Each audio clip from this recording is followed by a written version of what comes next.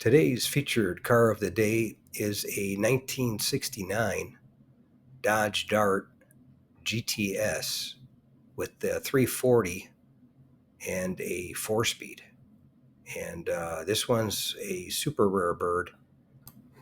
They only made 58 of the Dart GTS convertibles with a 340 and a 4-speed for 1969.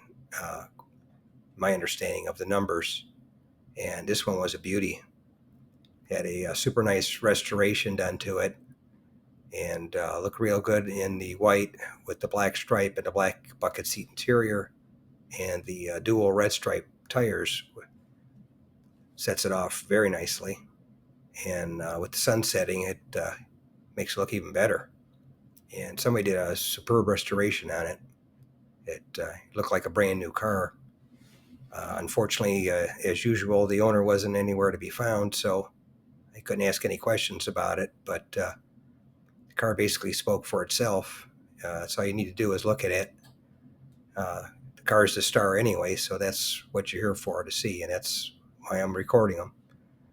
But as far as the Dart goes, this one is part of the fourth generation of the Dart, which started in 1967 and went to 1976.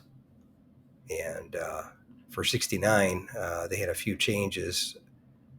The two-door sedan was dropped at the end of 68 and replaced with the new Swinger model, the two-door hardtop for 1969.